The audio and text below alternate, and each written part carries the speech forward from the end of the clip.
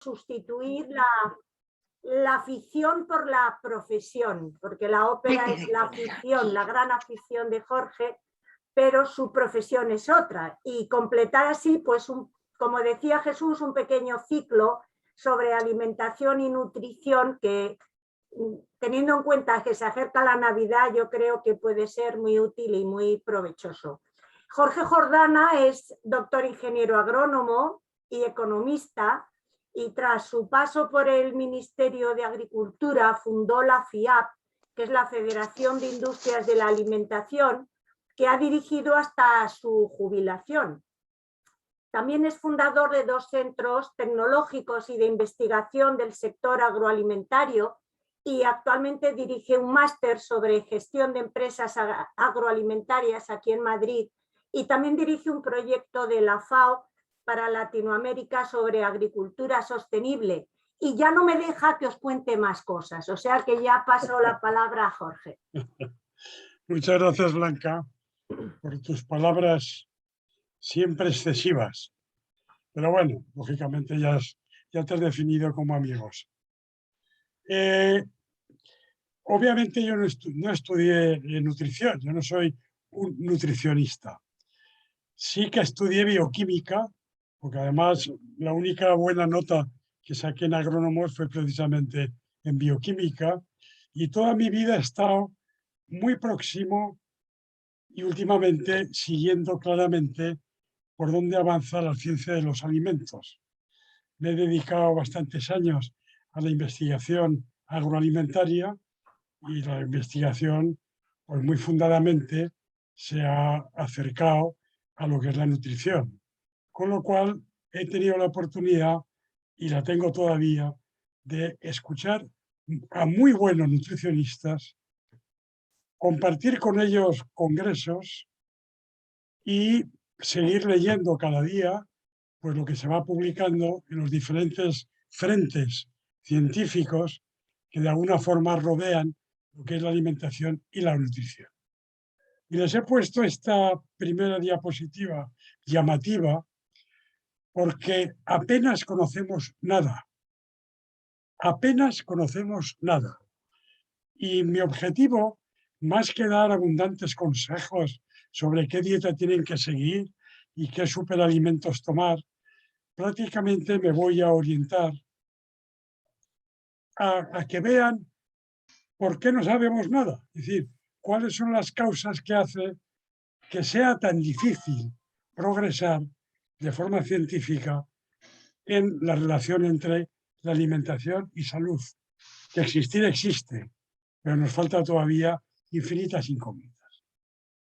No obstante, sobre todo en este siglo, está habiendo avances importantes, pero avances que todavía nos crean nuevos complejos desconocidos que hace que todavía sepamos menos.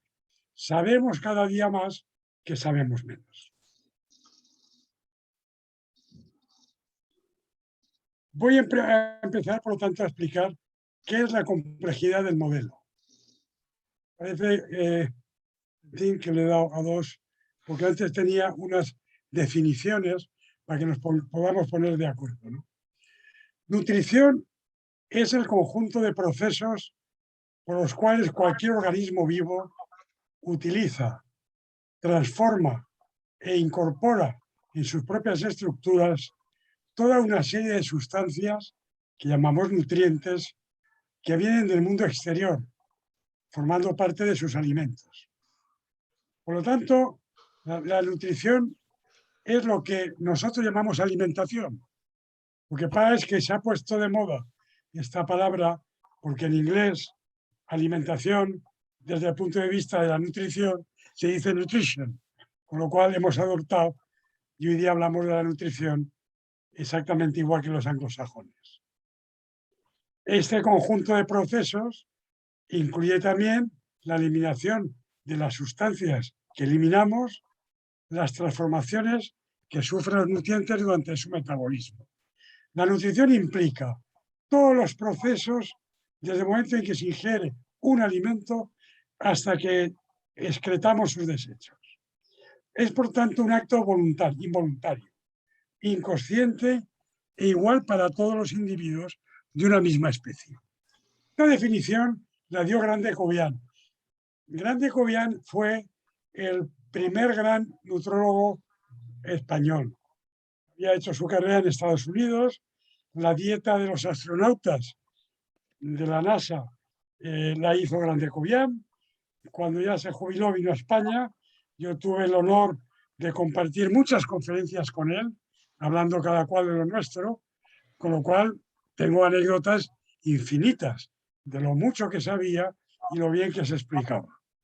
Esta definición que es de él, que la hizo el año 2000 en un libro que publicó, he puesto en rojo los dos hechos que hoy día ya no son verdad.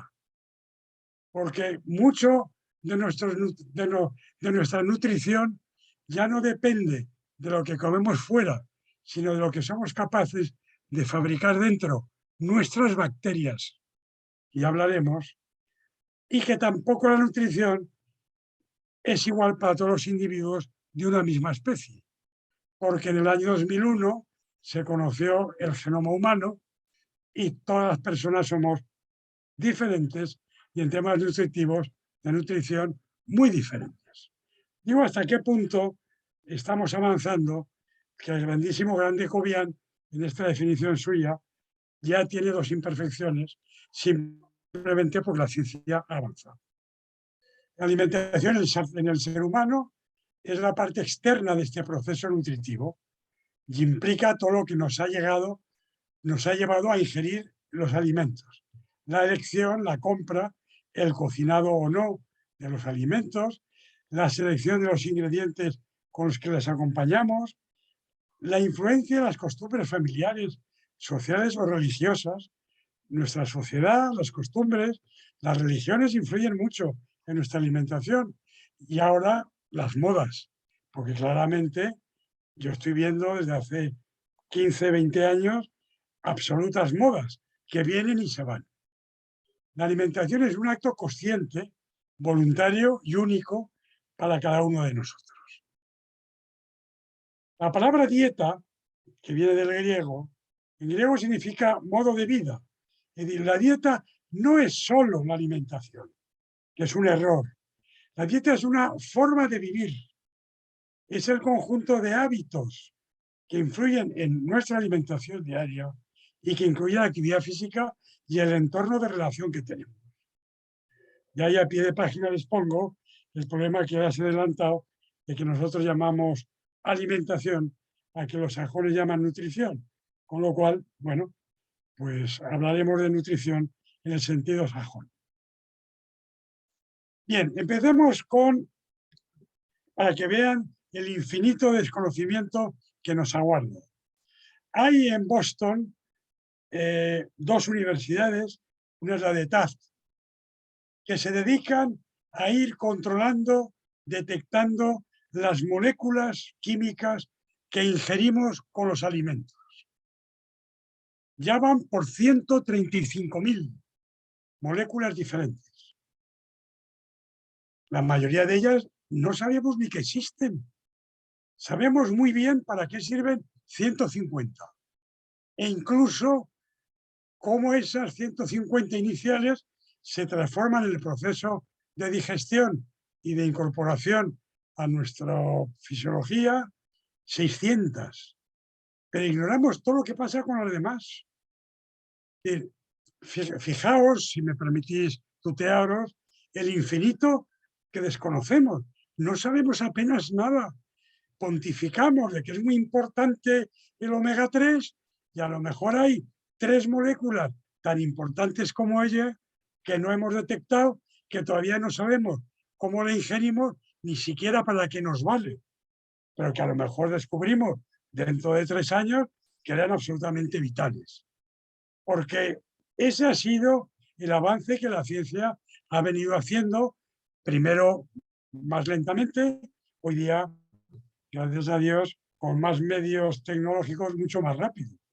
Pero que hay, como podéis ver, un desconocimiento bioquímico realmente abrumador.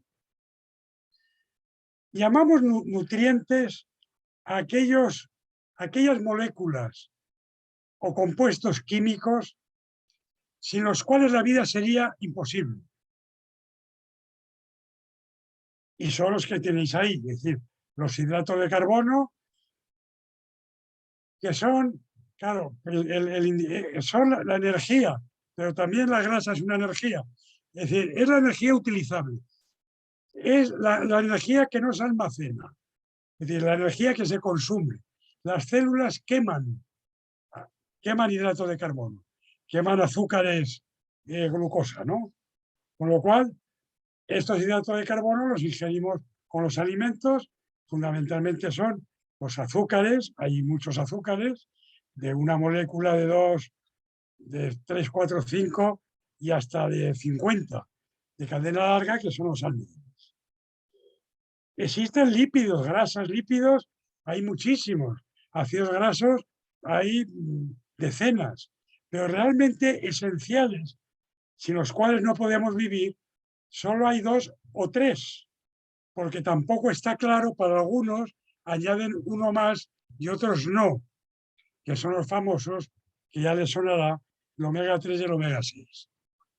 Proteínas, las proteínas están formadas por unos ladrillos diferentes, hay 20 ladrillos diferentes, que son los que sirven para construir las armazones de nuestros sistemas, los huesos, el sistema linfático, el hígado, los músculos, los tendones, el cerebro, todo está hecho a base fundamentalmente de estos ladrillos, que vuelvo a decir que hay 20 diferentes, que se van uniendo, formando unos elementos mayores que se llaman proteínas. Bien, estos ladrillos, algunos podemos fabricarlos nosotros, pero hay 8 o 9, volvemos ahí a la disyuntiva, que no los podemos fabricar, que los incorporamos de la alimentación, pues sencillamente no podemos fabricar nada y terminamos por morirnos. La discusión de 8 o 9 es porque en la infancia se utiliza un ladrillo que de adultos sí podemos fabricar, pero los niños todavía no. Luego la fibra vegetal es absolutamente necesaria para que nos funcione el intestino. Si no tomamos suficiente fibra, pues bueno, tenemos el intestino paralizado y por tanto no podemos sobrevivir. Con lo cual la fibra, aunque de ella se puede aprovechar pocas cosas, sí los animales vegetarianos, nosotros poco, porque no tenemos la longitud intestinal suficiente para poderla digerir. Pero la fibra es muy básica y es un nutriente necesario para nuestro desarrollo.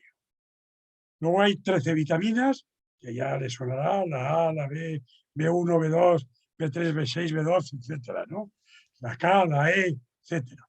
De hecho, fueron de los primeros nutrientes que los bioquímicos se dieron cuenta en los albores del siglo pasado. Y de hecho ha habido 3 premios Nobel de medicina que se lo dieron por haber descubierto en concreto una vitamina. Luego hay 20 minerales que obviamente no fabricamos y que los necesitamos. Y el agua. Y luego hay una serie de componentes bioactivos que son muchos, que algunos proceden del mundo animal, los péptidos, y otros infinitos más del mundo vegetal, que cumplen una función muy buena, muy positiva, pero que sin ellos no nos morimos, tardamos más en morir. Es decir, son los antioxidantes. Los antioxidantes de todo tipo y medida lo que preservan es la vida celular y por lo tanto hace que podamos vivir más años y en mejores circunstancias. Pero si no tomamos los componentes bioactivos, podemos vivir. Lo que pasa es que tendremos una vida corta y un final muy lastimoso. Con lo cual, no son nutrientes, pero bueno, son importantes para nuestra alimentación. El ser humano varía mucho, porque ya veréis hasta qué punto variamos, pero más o menos una persona de unos... Es decir, esto está calculado para una mujer que mida alrededor de unos 68 y que tenga una vida medianamente activa, pues requiere unas 2000 kilocalorías diarias de energía. Todo es cuestión de balance. Es decir, ingerimos una serie de material para fabricar nuestras cosas, proteínas fundamentalmente.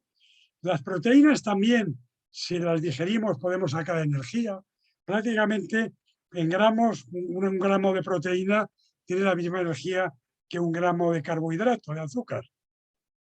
Fundamentalmente voy a decir que no las utilizamos como fuente de energía, aunque la energía que contienen sí que la captamos. La utilizamos para otra cosa, ¿no? Para formar nuestras estructuras. La grasa es muchísimo más calórica que los hidratos de carbono y es además en lo que convertimos todo lo que nos sobra. Es decir, si comemos más de lo que gastamos, el ser humano está preparado para sobrevivir y esos mecanismos de supervivencia hacen que transformemos todo en grasa. Y esa grasa, lógicamente, se va depositando. Inicialmente debajo de la piel. Es decir, todos debajo de la piel tenemos una capa de grasa. Cuando seguimos comiendo más de lo que necesitamos, hay que ir a acudir a ponerla en otros sitios. Entonces vemos que en las mujeres ya sabéis que se os pone en las caderas y en los hombres en el vientre. Y si se sigue el proceso, empieza a engrasarse órganos vitales, por ejemplo, el hígado graso, o el páncreas, o el bazo. Entonces, empieza a haber ya una disfunción, porque ya no funciona lo mismo el hígado cuando está intercalado de grasa que cuando no la tiene. Con lo cual, en ese proceso de incorporar exceso de grasa, empezamos a encontrar enseguida connotaciones muy malas para nuestra salud. Las recomendaciones que se dan es que más o menos el 15% de nuestra ingesta calórica se pueda sacar de las proteínas, unos 50 gramos, alrededor de un 30 de las grasas y un 55 de los hidratos de carbono. Y la sal, 6 gramos. El exceso de sal es muy perjudicial porque aumenta mucho la tensión y además fuerza al hígado, perdón, al riñón, a tenerla que eliminar con un sobreesfuerzo que tampoco a determinadas edades es conveniente. Aquí tienen una fotografía que he sacado de un libro de una catedrática muy buena que hay en la Universidad de Madrid, en la Facultad de Farmacia, que además se encuentra en Internet bien. Es decir, ponen ustedes fitoquímicos bioactivos en Internet y raro será que la segunda o la tercera acepción que les haga en Google no sea la de Ángeles Carvajosa. Y además pueden dar ahí con un todo tratado de dietética y nutrición muy completo y bastante accesible. Bien, ella pone este cuadro en el que habla de los fitoquímicos que todos nosotros hemos oído y oímos diariamente por todos los lados. ¿Quién ha oído hablar del resveratrol? El resveratrol, que el vino, que es muy bueno y que justifica que tomemos el vino porque es muy, vamos, es un antioxidante potentísimo. Y la quercetina. Y bueno, ahí tienen todas las familias, ¿no? Que si el café, que si el cacao, todo tiene, casi todo lo que comemos, tienen fitoquímicos bioactivos y por lo tanto son buenos, el licopeno. Otra cosa es si los comemos de forma que somos capaces de captarlo, porque por ejemplo, el tomate tiene un fitoquímico, un antioxidante muy conocido que se llama licopeno, en cantidades importantes. Pero el licopeno que procede del tomate es destruido en el estómago al pasar por el estómago. El estómago nuestro tiene una acidez muy baja y es muy destructivo. Entonces el licopeno no pasa. La mayor parte de los antioxidantes que tomamos los destruimos en el tránsito estomacal. En cambio, si tomamos un sofrito de tomate, Resulta que el licopeno se incorpora a la grasa. La grasa actúa como transporte. La grasa pasa por el estómago sin que le pase nada y transporta el licopeno al intestino, que es donde se absorbe. Con lo cual, fenómenos de esto se dan con muchos de los productos que estamos hablando, que a priori son muy buenos, pero que luego donde tenemos que incorporarlos, que es en el colon o el intestino delgado, más en el colon, resulta que ahí ya no han llegado, ¿no? Con lo cual hay que tomarlos pues, bajo soluciones, fórmulas, recetas de cocina que permitan ese tránsito para que podamos aprovecharlos. La relación entre alimento y salud se conoce desde tiempo inmemorial.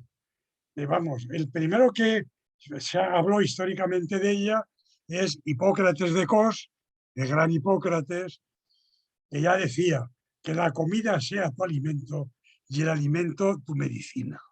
Y estamos hablando del año 400 antes de Cristo. Bueno, hay miles de referencias a la relación alimento-salud. Les he puesto otra de Edison, no porque supiera mucho microbiología o bioquímica, pero también dice una frase que obviamente era un tío listo, ¿no? El doctor del futuro no tratará el cuerpo humano con drogas, sino que prevendrá las enfermedades con la nutrición. Bueno, se engaña porque obviamente tomamos muchísimos fármacos y vamos a seguir tomándolos. Pero evidentemente ya él veía también esa relación que hoy es normal de alimentación y salud, que es verdad y que es cierta. Es decir, en el año 96 yo recuerdo que la Organización Mundial de la Salud sacó una publicación que la industria alimentaria, donde yo entonces trabajaba, nos produjo mucha desazón porque venía a decir que el 40% de los cánceres de etiología desconocida eran producidas por una mala alimentación y que alrededor del 60% de las enfermedades cardíacas o vasculares también lo era. Claro, cuando tú has estado fabricando salchichas honradamente toda tu vida, que de repente te digan, ojo con lo que fabricas, que parece ser que a lo mejor mata, pues realmente el impacto que tuvo la industria fue pues, de mucha preocupación. Y las industrias tuvieron que empezar a desarrollar mecanismos de investigación comunes, propios, etcétera, para empezar a ver hasta qué punto tenían que reformular sus productos para conocer esa influencia negativa e ir disminuyendo. Este cuadro que les pongo aquí es muy reciente, es del año pasado, son las cifras del 2000, es el último que ha publicado, el de este año no se ha publicado todavía. Son las enfermedades, las causas de muerte en los países desarrollados. Hombre, en los países desarrollados, lógicamente, los problemas de alimentación son mayores, ¿no? Como diría Jesús en la conferencia de la semana pasada, en otros países la gente se muere porque no come. En cambio, en los países desarrollados empezamos a morirnos porque comemos demasiado. Y efectivamente, entre las 10 causas mayores de muerte, la primera es la isquemia de corazón, la segunda la enfermedad del Alzheimer, que todavía no se sabe qué pasa ahí, que a lo mejor ahí también puede haber alguna relación con la alimentación. No se puede descartar, no se ha encontrado. Parece que sí se encuentra ahora con el intestino, pero bueno, veis también lo que son los accidentes cerebrales. Tenemos otra cosa, tenemos también las enfermedades de los respiratorias, que estas son producidas por el tabaco, tanto el cáncer como la EPOC, como luego vienen las infecciones respiratorias, entre las que meteremos a partir de ahora el coronavirus, el cáncer de colon, que tiene una relación muy directa con la alimentación, las enfermedades de degeneración renal, que las que no son genéticas son agravadas por la alimentación, la hipertensión, que también puede ser de origen genético, pero que también están agravadas por una mala alimentación, y la diabetes tipo 2, mellitus tipo 2, porque la 1 también es genética, que también la 2 está provocada por una mala alimentación. Luego, realmente, 6 de cada 10 causas que son las que producen las muertes en Occidente, en los países desarrollados, pues están muy ligadas a la alimentación, lo cual es importante. Bien, vale, ya teníamos la primera dificultad, ¿no? Recordáis, 135.000 sustancias, de las moléculas de las cuales apenas sabemos algo, exagerando de 1.000. Pero es que se publican 30.000 artículos anuales. 30.000 artículos anuales sobre investigaciones en nutrición. Todos los días hay 5, 6, 7, 8, 10 revistas que publican 8 o 10 artículos todos los días. ¿Cómo te puedes enterar de por dónde se avanza y las cosas que se dicen? Entonces, ahí encontramos otra barrera ya para poder avanzar en el conocimiento. Nos lo contamos, lees algo que te dice otro, vas a una conferencia y te hacen lo que llamamos un estado del arte. Alguien que ha estado recopilando la información determinada de cómo influye la alimentación en la diabetes y te da una píldora y dice, mira, las últimas investigaciones van por aquí, porque tú no puedes seguir todo. Además, para hacer estas investigaciones, claro, si se hacen sobre un producto farmacéutico, está facilísimo. Es decir, tú tienes dolor de cabeza y yo voy a probar a ver si un fármaco te quita el dolor de cabeza.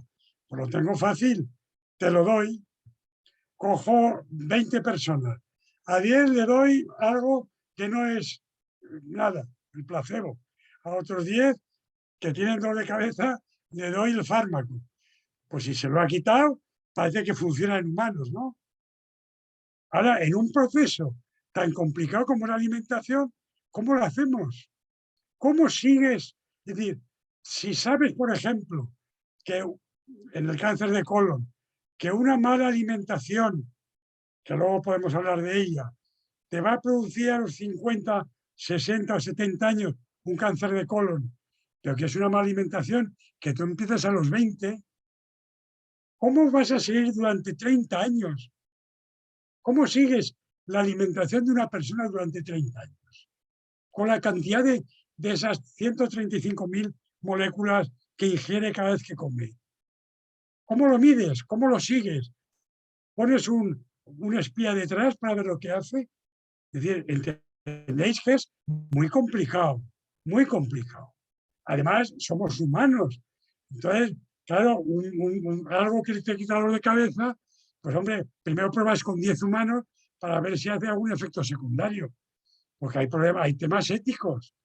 Entonces, no puedes privar de un nutriente para saber si es esencial y hacer la prueba en un humano, porque a lo mejor lo matas, con lo cual no puedes hacerlo. Entonces, estás limitado por muchas cuestiones. Entonces, el modelo que se sigue normalmente es el de la encuesta. Y el de la encuesta es muy mentiroso. Lo que llamamos en términos de investigación es muy débil. Y me explico.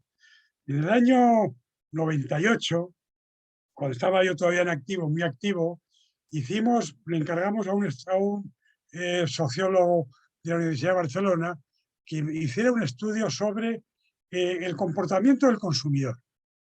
¿Qué motiva a que el consumidor compre una cosa o no? Y entonces se hizo en Barcelona, se hizo unos encuestadores que cuando el comprador iba a entrar en el hipermercado, se le pedía permiso y se le hacía la encuesta con una serie de preguntas. ¿Usted por qué compra? Y tenía varias opciones. Porque compro lo bueno, lo sano, compro lo barato, compro lo más moderno, lo más atractivo, lo que está mejor embalado, lo que tiene menos plástico. Bueno, motivos de compra. Y bueno, ibas apuntando. Pero ese consumidor no sabía que a la salida se le estaba esperando y a la salida se le volvía a parar y se le hacía un análisis de lo que había comprado. y el 63%, es decir, 2 de cada 3, mentían. Porque decían, hombre, yo compro lo mejor, lo más sano, en mi casa todo lo que entra es lo más saludable, y la gente compraba por precio. Bueno, claro, si a mí me preguntan qué coche tengo, pues tengo un Mercedes. Como es gratis decirlo, pues siempre me queda mi ego, me queda mejor, ¿no? Y esto pasa también en las encuestas, en todo tipo de encuestas. Con lo cual no tienen una fiabilidad. Por ejemplo, ayer leí un artículo de los científicos que les digo que hay que leer casi todas las semanas. Ayer leí 2. Uno era hecho precisamente por investigadores españoles dentro de un gran proyecto de dieta mediterránea. Bueno, venía a decir que habían seguido a no sé cuántos, 200, 300 personas mayores que tenían problemas renales, que eran obesas, de más de 60 años y que durante 10 años han estado abusando de café. Entonces, se había visto, frente a otros 200 que no abusaban de café, pues ellos habían determinado que los que abusaban de café, mayores de 60 y que tenían problemas renales, pues su problema renal empeoraba. ¿Y por qué sabían que habían abusado del café? Porque tenían que rellenar todas las semanas un papelito con cuántas tazas habían tomado durante 10 años. Bueno, ¿creéis que eso es fiable? Yo desde luego no. Además, ¿por qué sabemos que la enfermedad renal se les ha estropeado por el café y no porque han estado tomando barquillos? O yo qué sé, otra cosa que no hemos medido. Y veis, por lo tanto, que es muy complejo. Para resolver estos problemas de complejidad, lo que se acude es a modelos animales. Claro que no es lo mismo, pero bueno, nos puede dar una orientación. Y el modelo animal que se sigue, fundamentalmente son 2. Uno que es el Phenoptitis elegans y el modelo murino, el ratón. El elegans es un nematodo. Ahí os pongo es un nematodo, se sabe todo de él. Vive en el suelo, se mueve como las serpientes, haciendo heces, se alimenta normalmente de bacterias y de todo lo que encuentra por el camino. Se sabe que tiene 959, de las cuales 320 son neuronas. Tiene un ADN de 6 cromosomas con 20.000 bases. El ADN, para los que no seáis de ciencias, perdonadme los de ciencias que tenga que explicarlo, pero si no, no se entiende, todo el genoma, que luego veremos, está escrito con 4 proteínas, 4 proteínas.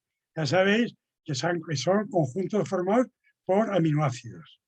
Y siempre son las mismas 4, en órdenes diferentes. Es decir, es como si escribieras con cuatro letras. Esas son las 20.000 bases. Las bases son las letras. Es decir, que tiene 20.000 letras formadas por esas 4 letras. En el ser humano ya veréis que son millones, ¿no? Y aquí abro un paréntesis. Cuando se habla de que ha habido una mutación en el virus del coronavirus, es que el virus, cuando entra en una célula, transporta la orden de decir, cópiame. La célula se ve obligada a hacer copias del virus. Y si el virus tiene 30 millones de letras, el escrito, es decir, el ADN, que no es el ARN del virus, tiene 30 millones de letras, la célula tiene que copiar las 30 millones de células. Claro, que se produzcan errores, fijaos si es posible, escribiendo 30 millones de letras, pues cada error es una mutación. Lo que pasa es que la mayoría no pasa nada. En la inmensa mayoría se morirá, porque no ha reproducido exactamente y entonces a lo mejor no es viable. En otras, bueno, una mutación que no significa nada. Y se sigue duplicando y se sigue multiplicando y al final, por ejemplo, llegas a la variante Omicron, que ya tiene, creo que son 50 mutaciones. Pues este sistema de la copia. Por eso se dice que mientras tengamos a África sin vacunar, pues todos los africanos no hacen más que hacer copias del virus, con lo cual los trillones de copias aumentan la posibilidad de que las mutaciones sean más frecuentes y sean mayores. Y ya cierro el paréntesis. El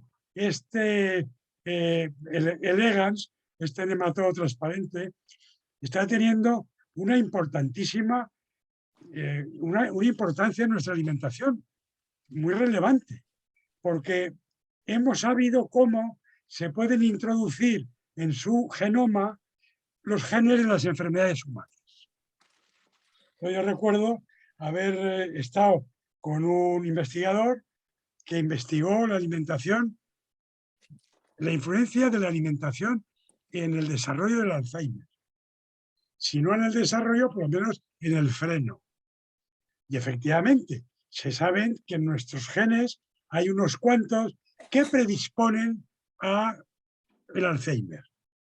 Una vez identificados, se pueden sacar del genoma humano y se meten en el genoma del nematodo. Y entonces se mira a ver qué pasa. Y en este caso se quedaba paralizado. Es decir, los genes del Alzheimer humano en el elegans se produce la parálisis. No puede vivir porque no se muere.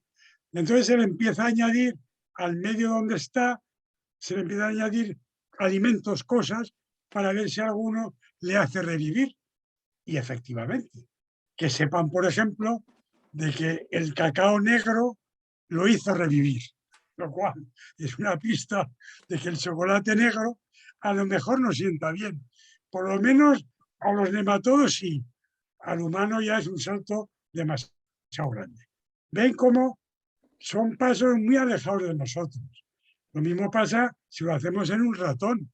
Bueno, pues ayer fue también. El segundo artículo que leí era un artículo de unos investigadores chinos que habían estudiado la flora intestinal, que la llamamos microbiota intestinal, de un ratón, y le habían añadido una bacteria, bueno, que no tenía de natural, y se les provocaba cáncer de colon. Y cuando tenían esta bacteria en la microbiota, pues parece que el cáncer de colon era más fácilmente combatible. La bacteria a mí me sorprendió porque era la misma que produce las úlceras en el estómago, es una Helicobacter, solo que en vez de ser la pylori era la hepática. Bueno, una bacteria. En un ratón, ¿eso significa que en el ser humano funciona igual? No, en absoluto. Puede ser o no puede ser. Nos aproxima, nos da pistas, pero no exactas. No exactas, porque somos animales muy diferentes y tenemos bioquímicas muy diferentes. Bien, por lo tanto, que la complejidad va aumentando. Bien, éramos poco y en el año 2001, concretamente el día 14 de febrero o el 15, se publicaron casi simultáneamente las dos secuenciaciones, es decir, los dos libros escritos con el genoma de los hombres, de la raza humana. Se publicaron en las dos revistas que son las dos mejores del mundo científico, Science y Nature. Una se había hecho con medios privados, la otra con medios públicos. En ambas se habían intervenido del orden de unos 3.000 investigadores. Habían tardado casi 10 años en sacarla y había costado aproximadamente unos 3.000 millones de dólares cada una de las operaciones. Al final ya se tiene escrito el libro de nuestro genoma. 2001. Los humanos tenemos 20.000 genes, que es como se agrupan esas 4 letras se va escribiendo y a lo mejor hay una serie de 200 letras que forman un gen. Ese gen es la unidad activa, es la que provoca, la que tiene resultados. Pueden tener 20 letras, pueden tener 2000. Los genes tienen longitudes muy diferentes, pero están separados por una zona que no es activa. Están escritos, esos 20.000 genes tienen 3.000 millones de letras. Repito, 3.000 millones de letras. Y lo que se sabe es que el genoma de dos personas pueden existir 80 millones de diferencias. Es decir, que compartimos un genoma común, pero que al menos casi un 1% pues no es muy común, ¿no? Es decir, tenemos nuestras diferencias. Las diferencias con el mono, pues es un poco más, ¿eh? Si las diferencias entre humanos es un 0,9, con el mono, con el orangután, me parece que era el 1%, y que a lo mejor tenemos una diferencia de 90 millones de diferencias genéticas, nada más. Piensen que este es nuestro libro de instrucciones y por lo tanto nos instruye también en cómo nos va a sentar la comida. Es decir, yo por ejemplo sufro de gota. La gota es, bueno, yo no elimino el ácido úrico por el riñón. ¿Por qué? Porque mi genoma tiene esa deficiencia y espero que ninguno de ustedes la tenga. Bueno, otros les sienta mal y son celíacos. Otros, es decir, que nuestro genoma marca muchas consecuencias de nuestra alimentación. Bien, ha quedado por tanto claro que de alguna forma el genoma ordena muchas de las consecuencias que la alimentación tiene para nosotros. Lo que para mí es estupendo, comer trigo. Oiga, el gluten es una proteína, no tiene muchos ladrillos, es decir, no es muy rica en ladrillos, pero tiene ladrillos que yo me los como y están estupendos. Pero se los toma un celíaco y el pobre le hemos hecho un desgraciado. Eso es genético. Todas las alergias son genéticas. Con lo cual hay un campo, imagínense ustedes lo que es investigar esos, ¿cuántos genes hemos dicho que era? Porque se me ha olvidado cuántos genes eran. Fíjense ustedes, 20.000 genes. ¿Cuántos genes influyen en la obesidad? Hoy día hay más o menos, se sabe que hay más o menos 80. Pero a lo mejor son 2.000. Es decir, ¿cuándo lo sabremos? Bueno, ya lo sabremos, ¿no? Pero ven que mientras tanto estamos dando palos de ciego. Bien, decimos por lo tanto que el genoma nos marca mucho nuestra alimentación. Pero ahí tienen ustedes dos hermanas que son gemelas idénticas. Y una es normopeso y la otra tiene una obesidad mórbida. ¿Cómo es posible? ¿No hemos quedado que el genoma es idéntico en ambas? Pues lo que le sienta bien a una debería sentar bien a otra. ¿Qué ha pasado? Y lo que ha pasado es algo que se descubrió también recientemente una investigadora holandesa. En Holanda, cuando la Guerra Mundial, hubo una población muy pequeña, absolutamente aislada entre los arenales, perdida, que prácticamente no sufrió ningún contacto en la guerra con los alemanes, ni ellos quisieron salir para buscarlos. Con lo cual, fue una población pequeña que tuvo que, durante los años que duró la guerra, autoabastecerse con lo que tenían, que fundamentalmente eran patatas. Con lo cual, presentaron unas deficiencias nutricionales muy importantes. Bueno, se pasó la guerra, ellos sobrevivieron, ninguno fue muerto por ninguna bala y vino una profesora a estudiar qué había pasado con sus hijos y, lógicamente, pues se encontró con que alguno de sus hijos era más pequeño que la media holandesa. y la atribuyó a que como habían tenido menos nutrientes, pues era posible que habían tenido problemas de crecimiento, de raquitismo, porque a lo mejor no había ingerido pues, determinada vitamina en fin, los nutrientes tal. Pero el problema es que los nietos seguían siendo pequeños. Con lo cual dijo, no, aquí lo que ha pasado es una alteración del genoma. Es decir, el genoma se puede alterar por hechos como la alimentación. Es decir, una persona come una dieta determinada y de alguna forma está modificando su genoma. No, eso se sabe hoy día, se llama epigenética. Es decir, se sabe no que se modifique el genoma, lo que se modifica es su expresión. Es decir, un gen puede estar activo o puede no estarlo.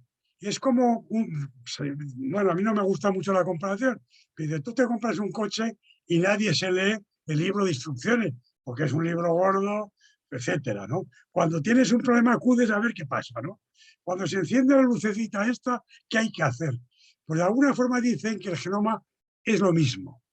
Es decir, es un libro de instrucciones que va actuando automáticamente y cuando tienes un problema acudes a ver qué pasa.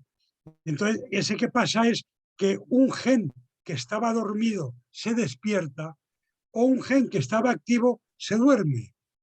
¿Y cómo se duerme o se despierta? Bioquímicamente. Es decir, exactamente se llama metilación. Es decir, un gen se metila y ese gen no actúa. Bueno, y en determinado momento, porque tú comes no sé qué, se le quita la desmetilización y empieza a actuar. Entonces, la epigenética es la influencia en la expresión de los genes. Los genes son los mismos, pero se expresan de forma diferente por causas externas, epigenética.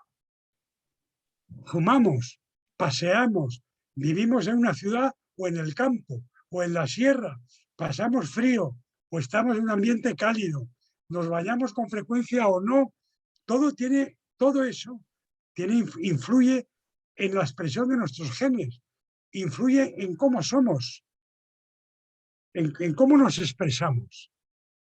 He puesto aquí la fotografía de José Ordovás, que es un aragonés como yo, que es una de las mejores cabezas de investigación que hay en el mundo en temas precisamente de epigenética. Él lleva el departamento de nutrición en Boston y es el que inventó, entre comillas, la palabra nutrigenética, es decir, la vuelta. Así como los alimentos obviamente influyen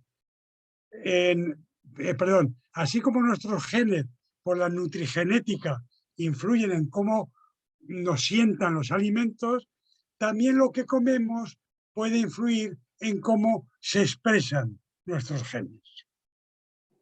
Veis cómo el modelo cada vez se va haciendo más complicado, tanto que a mí José María Ordovás me contó un caso que tuvo muy parecido al de las gemelas. Estos casos se estudian en gemelos idénticos, es decir, dos hermanos que tienen el mismo genoma. Y uno puede ser gordo y otro delgado. Entonces hay que ir investigando. Claro, hoy día el hacer el genoma de una persona es relativamente barato. Está costando ya del orden de los $300 el hacer tu genoma. Entonces, coger los genomas de los dos hermanos y ver qué genes están expresados y cuáles no. Porque está claro que si uno está gordo y otro delgado, algún gen lo tienen expresado de forma diferente. Si logro localizar cuáles son los genes que tienen esa expresión diferente y puedo determinar cuál es el que produce la obesidad, pues ya he encontrado lo que quería. Y en el caso que me contaba Ordovás, lo encontró. Pero van a ver ustedes qué absurdo.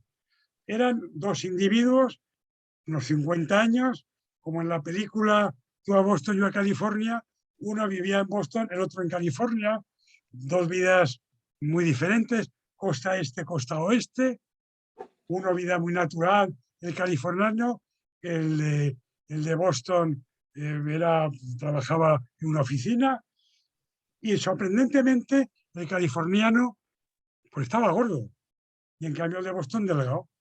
Y bueno, y él empezó a trabajar con sus genomas y encontró la causa. Le faltaba vitamina A.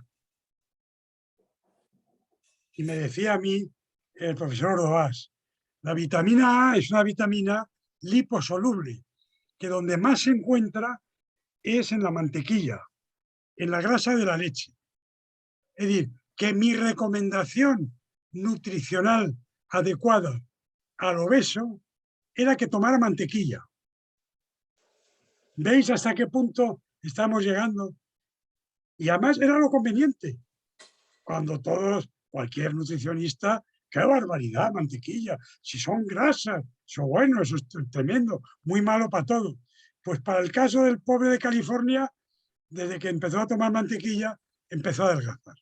Por eso el profesor Ordovás habla ya de que algún día, yo no lo veré, ustedes a lo mejor sí, dentro de 10, 20, 30 años, al final tendremos una nutrición personalizada, porque es la única que puede funcionar.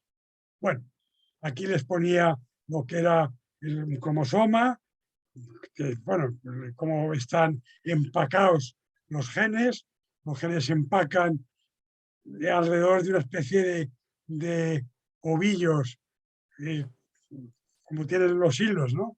Un cuerpo que se llaman histonas.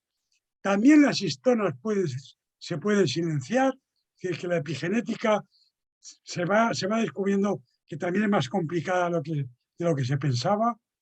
Y llegamos al tercer factor que nos complica todavía más la nutrición.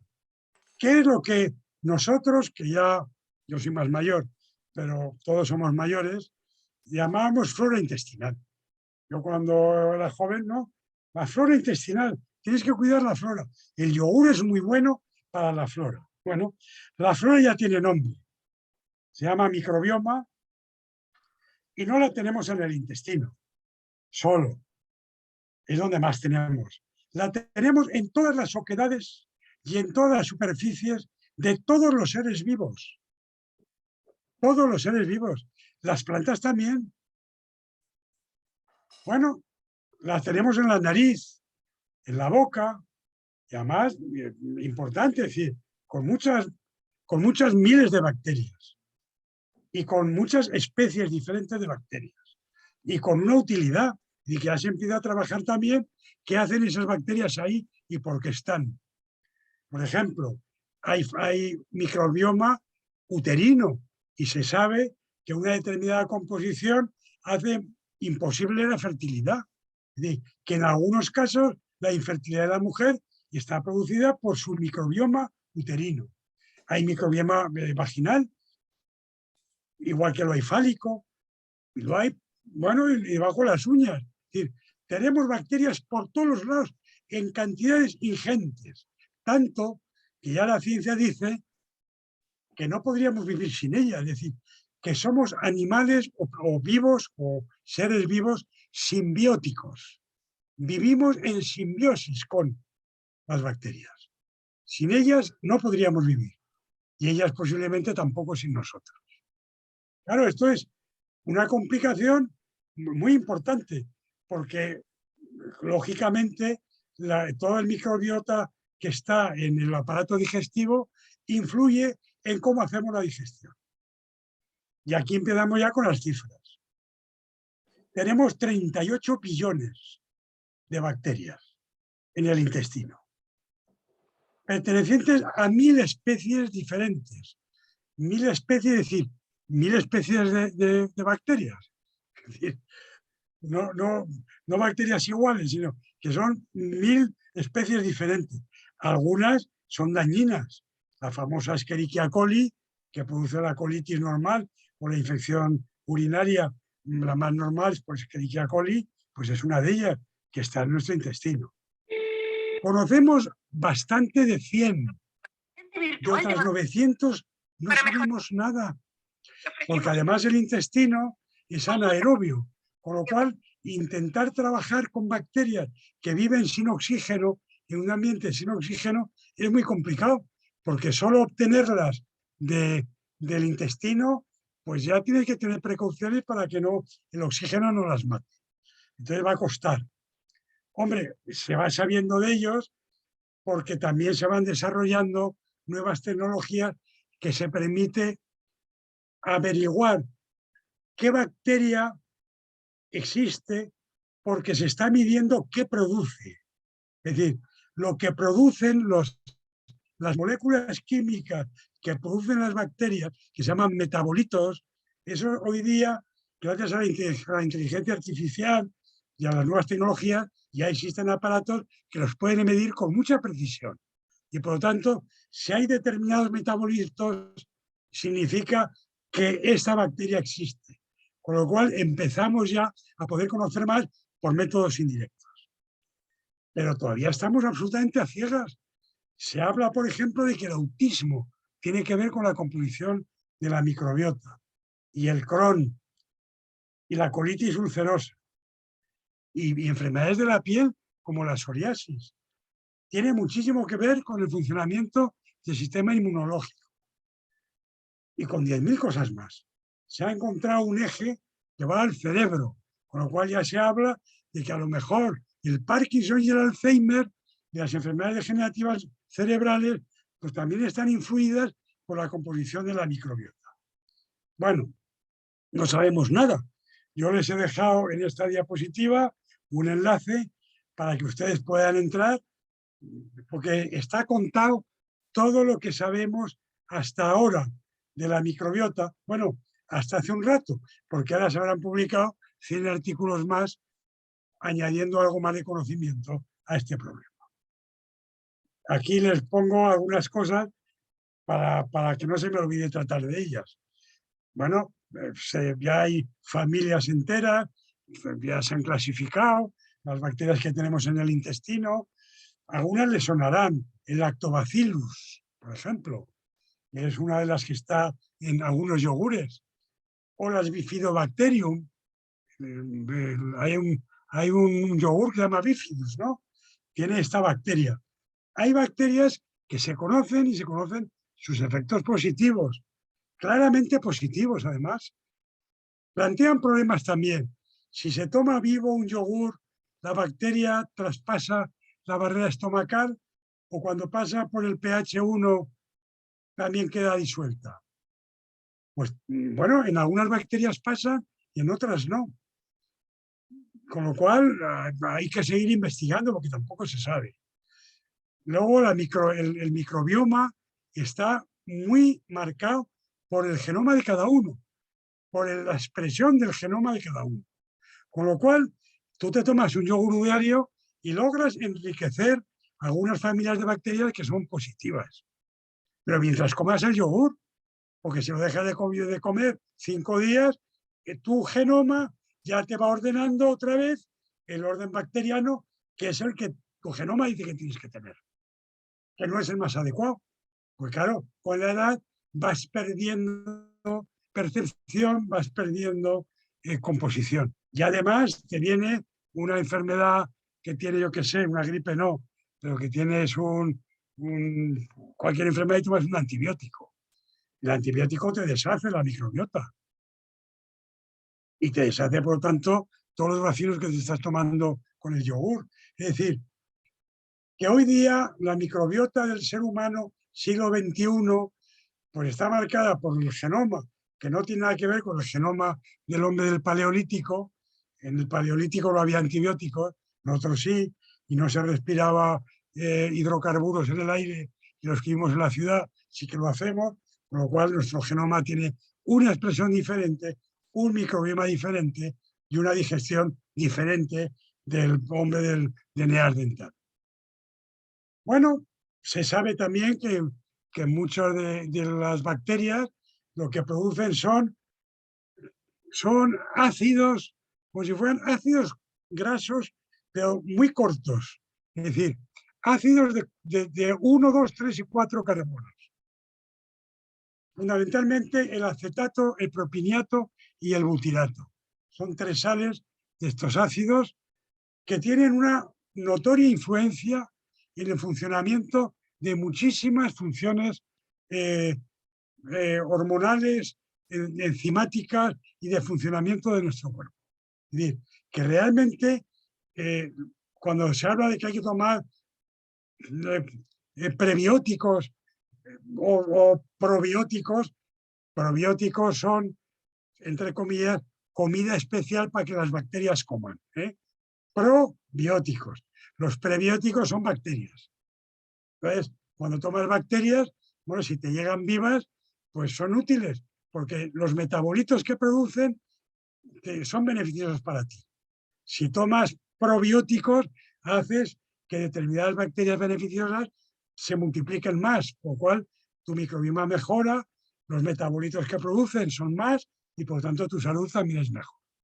Y últimamente se empiezan ya a estudiar los posbióticos, estos metabolitos que producen las bacterias beneficiosas.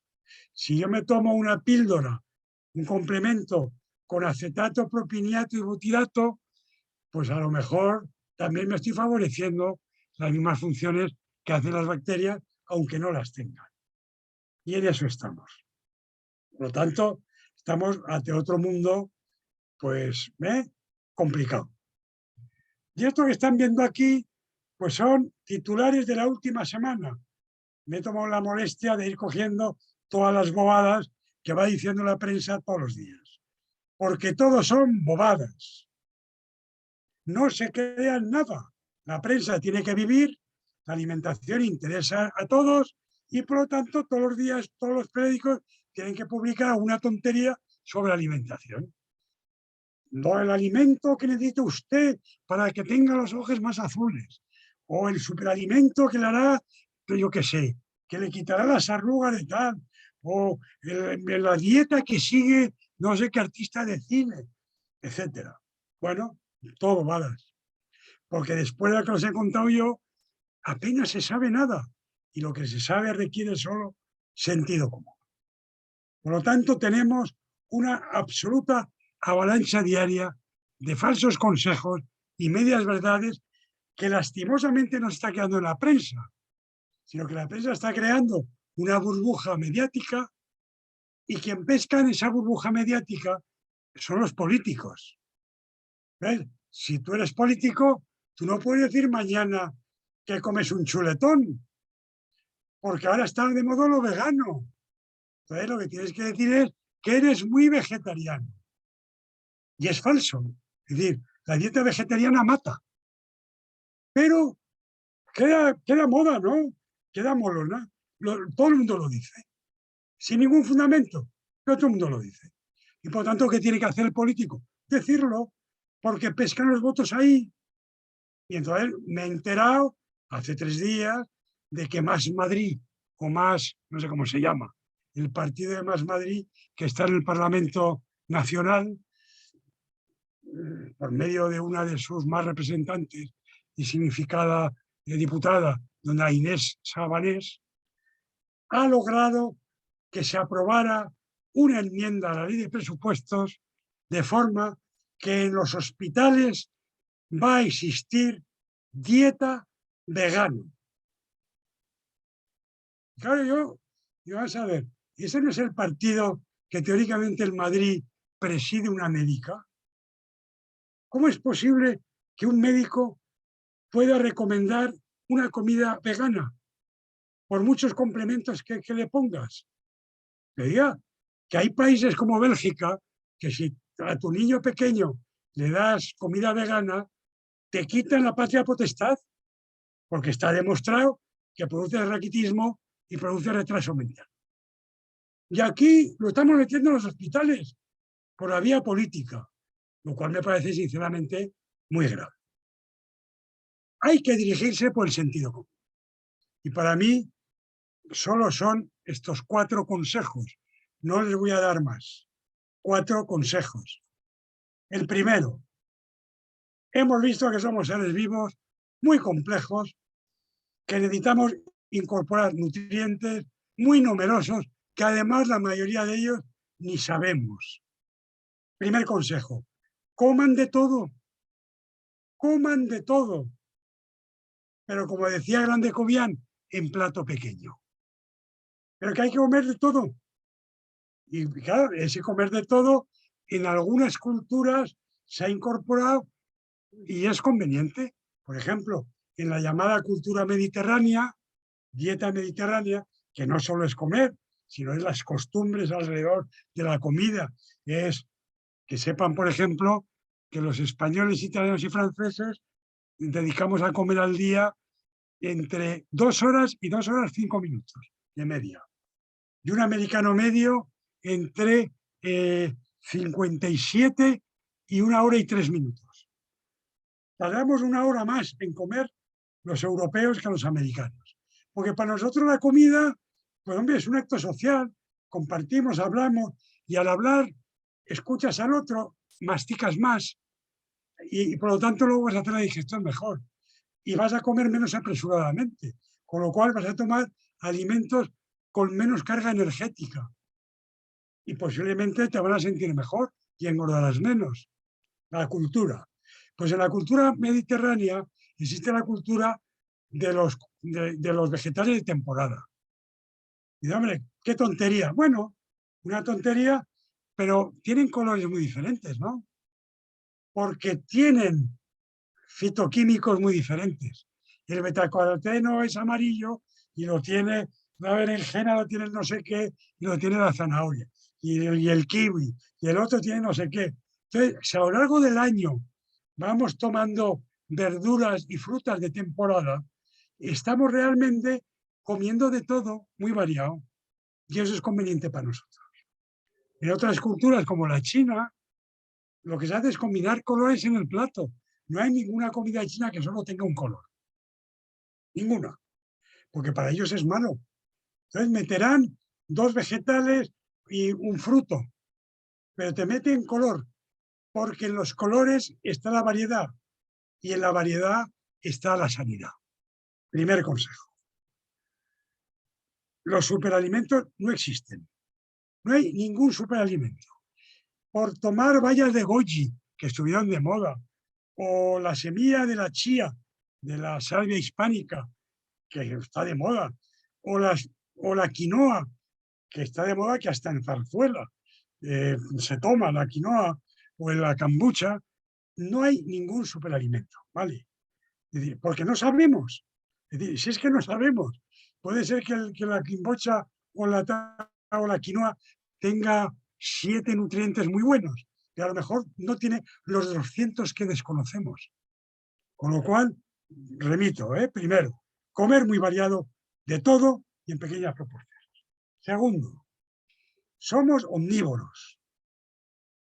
Lamentablemente, a mí me encantaría ser un ángel, pero no me hicieron ángel y tengo que comer. Y para comer tengo que matar animales y plantas, que yo como agrónomo, que además soy muy aficionado a la botánica, a mí que la gente se enfade porque matan un cordero cuando se comen una lechuga que todavía respira. Caramba, la lechuga cuando la comemos está viva y en cambio nos la comemos y no sufrimos porque creemos que no siente.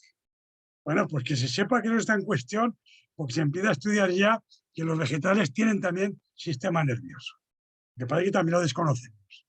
Somos omnívoros, tenemos un estómago muy ácido, como tiene el león, para poder disolver las proteínas de la carne, y luego tenemos 9 metros de intestino para digerir vegetales, que el león no tiene.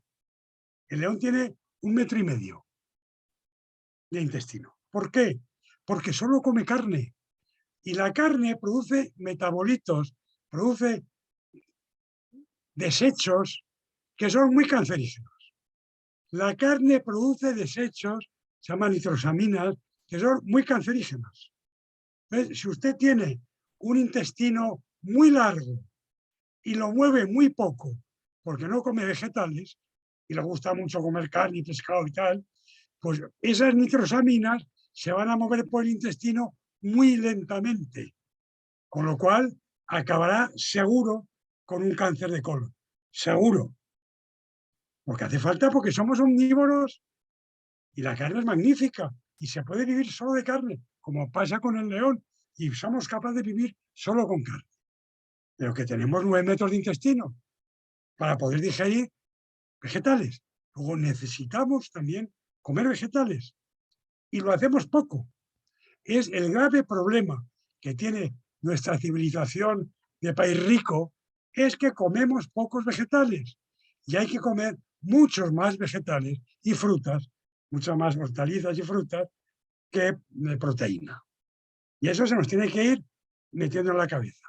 Y eso es la cultura mediterránea, que se tomaban legumbres, se tomaban la sopa de ajo, se tomaban los garbanzos, se tomaba tal, y luego, evidentemente, también una chuletilla de cordero, faltaría más, y se tomaba queso, etcétera, pero sobre todo mucho vegetal. Yo, por lo menos como aragonés, en casa, raro era el día en que no se tomaba un plato de verdura. Raro. Pues eso es cultura que tenemos que conservar.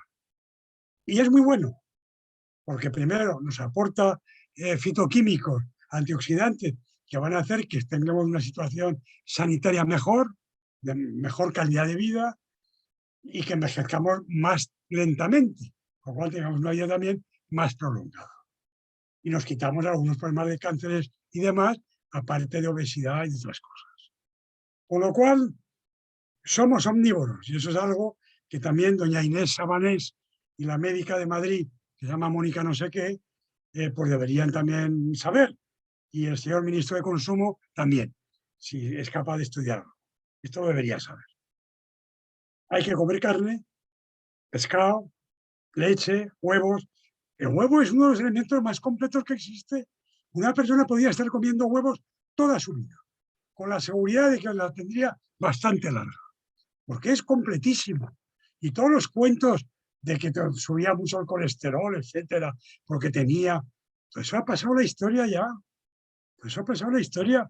Hoy día la ciencia de la nutrición avala de que consumir un huevo diario a las personas ya de nuestra edad, pues sienta magnífica, y si eres joven, 2 diarios, no pasa nada, porque es un alimento muy completo, como es la leche. La leche es un alimento muy completo. Bueno, ya me estoy enrollando. Si hay después preguntas, ya podemos hablar. Tercero, en función de nuestro sexo, edad, altura, genética y modo de vida, tenemos unas necesidades energéticas diarias determinadas. Además, hace muy escasamente 3 meses, se ha publicado un artículo de un estudio soberbio, hecho además sobre cerca de 2 millones de personas en el área anglosajona.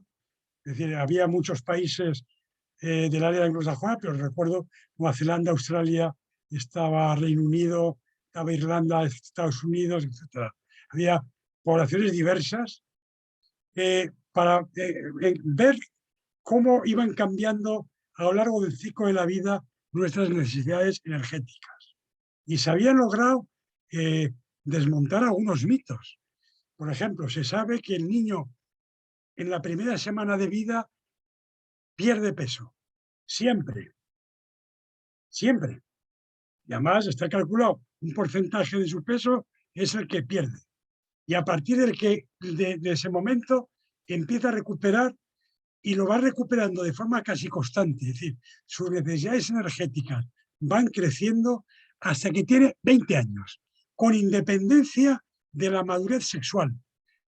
Da lo mismo que tenga la menstruación a los 10 años que a los 15. Ninguna bioquímica de procreación modifica las necesidades energéticas. Cuando llegas a los 20 años, te estancas en tus necesidades energéticas hasta los 60. Tampoco influye la menopausia. Una mujer tiene la menopausia y engorda porque come más, o porque se aburre, o por lo que sea, pero no porque su genética cambió. Se ha demostrado que no influye para nada.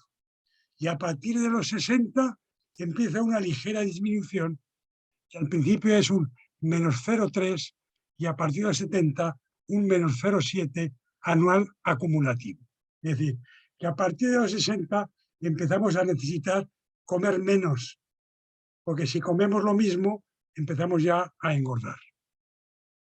Bueno, y ahí tienen ustedes la fórmula mágica, que es la de la masa corporal, que es el peso por el cuadrado de la altura, y para poder clasificarse lo que es normal y lo que es un peso que empieza a ser un poco mayor, obesidad grave o mórbida.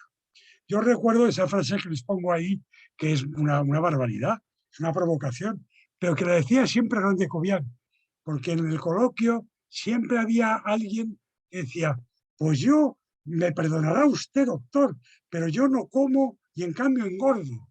Entonces siempre saltaba la misma frase. Mire usted, señor, en Mauthausen no se encontró a ninguno de eso.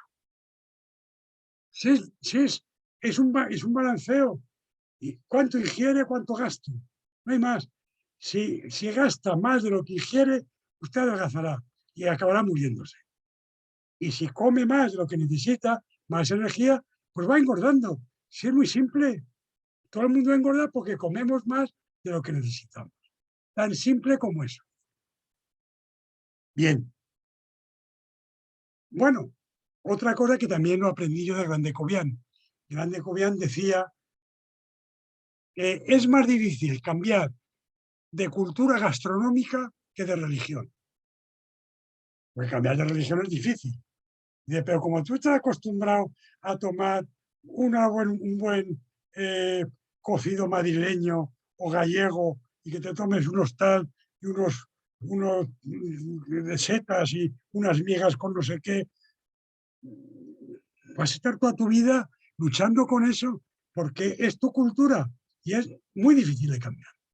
Muy difícil de cambiar. La cultura gastronómica es muy difícil de cambiar. Entonces, lo que decía él, que era la dieta que él propagaba, era coma lo que usted come todos los días en plato más pequeño. No hay más. No hay más. Somos corredores de fondo.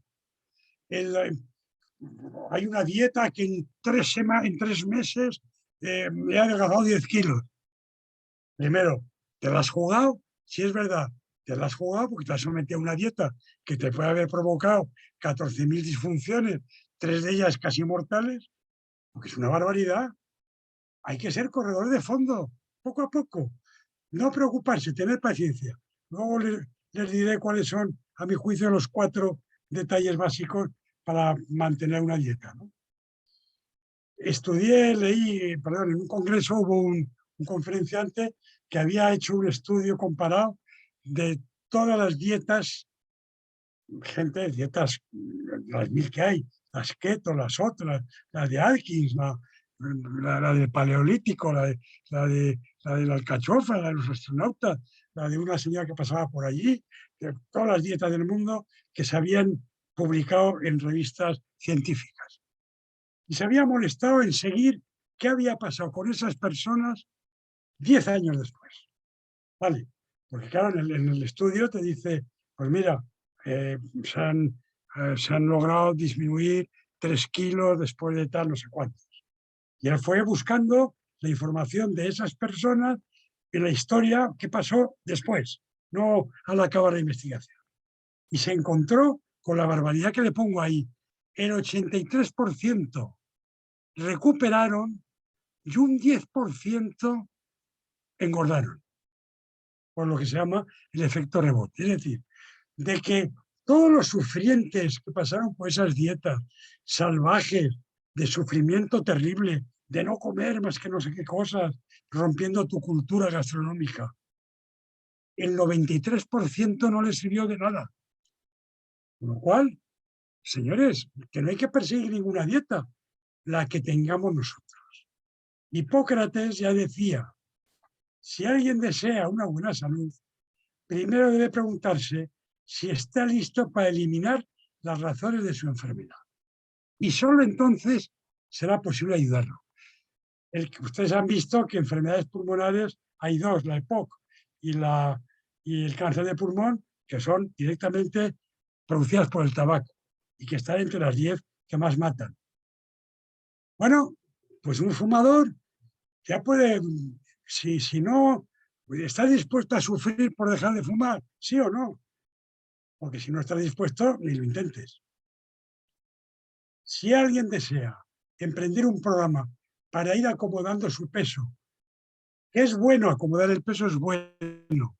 Primero, porque hay muchas enfermedades de lo que se llama el síndrome metabólico, producido porque somos un poco más gordos de lo que debiéramos.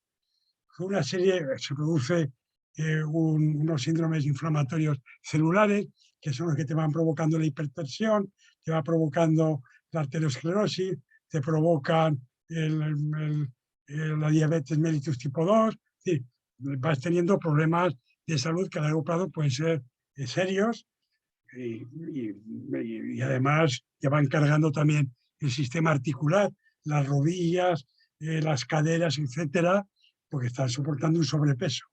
Entonces es bueno ir hacia el normopeso, es bueno. Vas a tener una vida más sana y mejor.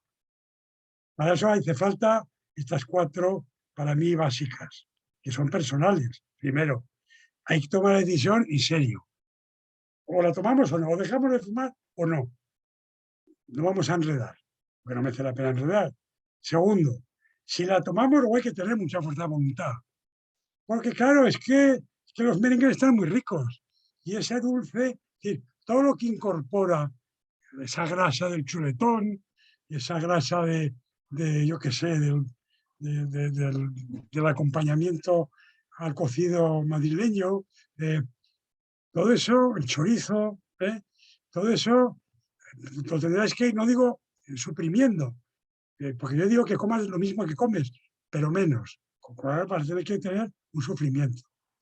Tercero, paciencia. Tienes que tener paciencia. Se quita el peso, corredores de fondo. Quítate 10 gramos cada día. Y dices, qué barbaridad, eso no es nada. Eso son 2 galletas que no como. ¿Vale? Pues no las comas. No las sustituyas por una avellana. No las comas.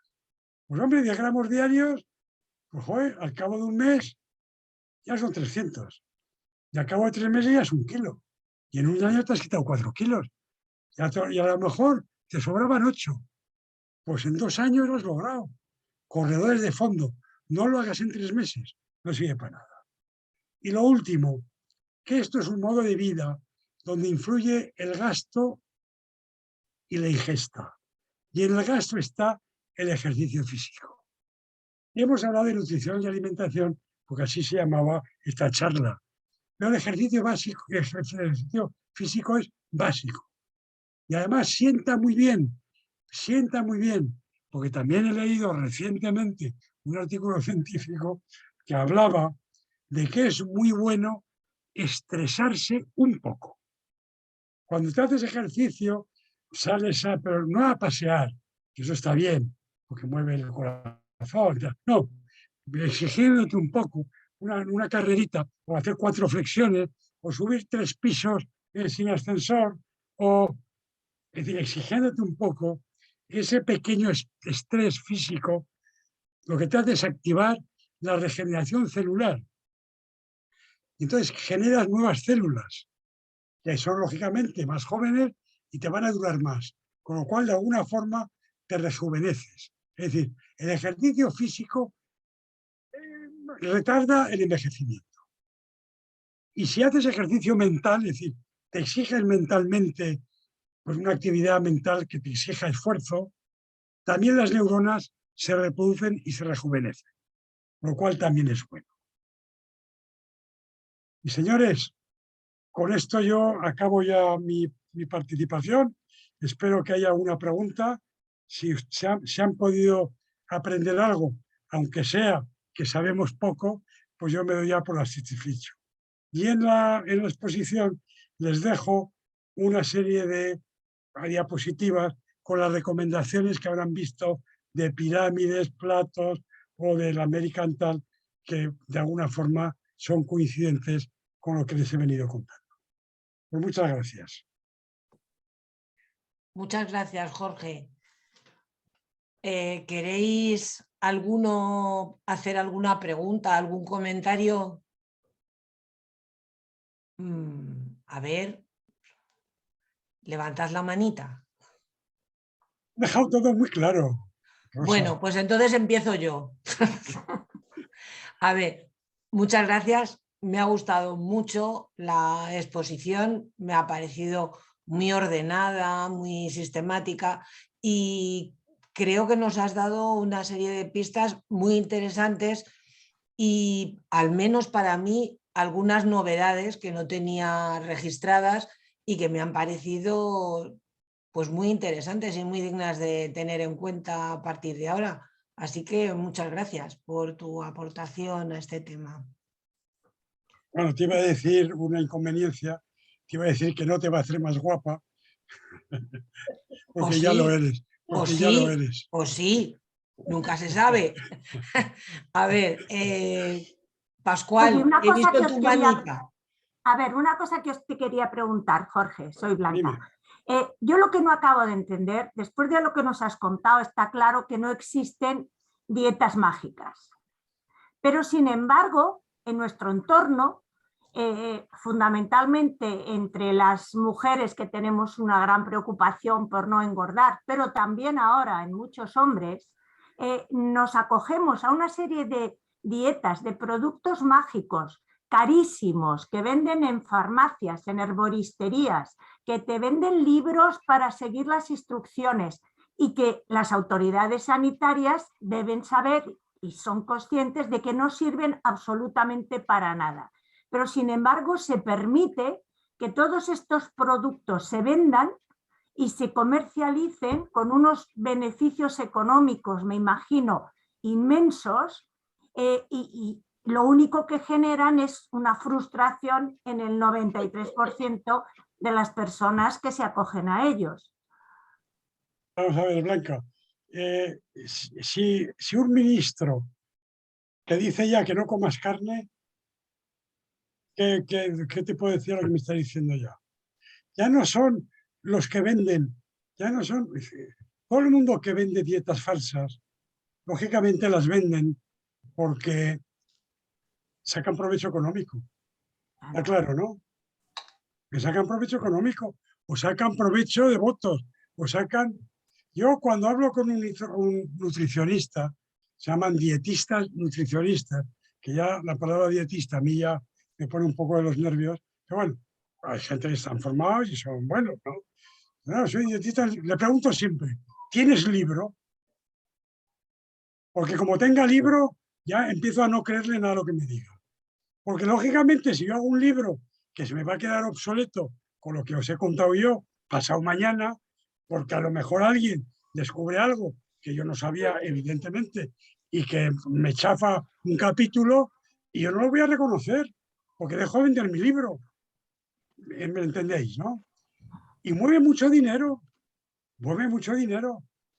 porque detrás de estas dietas y los que las siguen, hay muchas profesiones.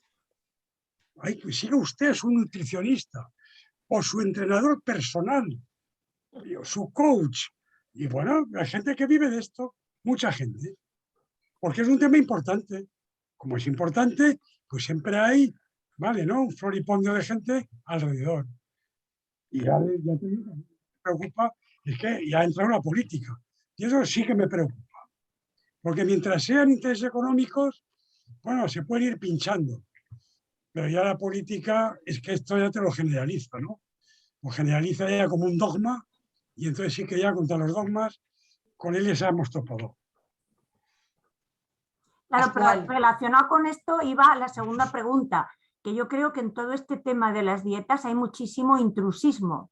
O sea, todo el mundo sabe sobre dietas. Ya no te digo la amiga del cuarto o la vecina del primero, pero es que todo el mundo opina y la gente se deja llevar por la opinión, pues, de amigos, de tertulias de televisión o de personas que realmente no están capacitadas, ni son médicos, ni son nada, no tienen ninguna formación científica ni bioquímica que avale sus recomendaciones. Sí, es cierto, todo el mundo opina y por eso esas medias verdades. Evidentemente, si toda la prensa publica medias verdades es porque venden, lo cual quiere decir que la gente las compra. Es decir, que le dan clic y por lo tanto la publicidad de ese medio valdrá más cara, ¿no? Lo cual quiere decir que hay una enorme ignorancia, pero que nadie se ocupa de resolverla. Porque caramba, yo he estado, me he pasado un poco, ¿no? He estado 1 hora y 20 hablando con vosotros y os he dicho las verdades del barquero.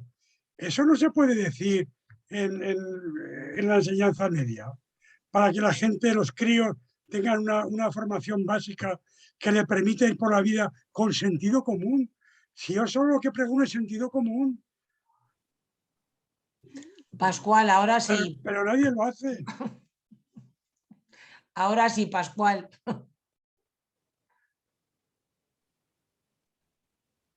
Tienes el micrófono cerrado. Digo que muchísimas gracias. Yo me he quedado encantado de escuchar a este señor. Y bueno, pues... Muchas gracias, don Pascual.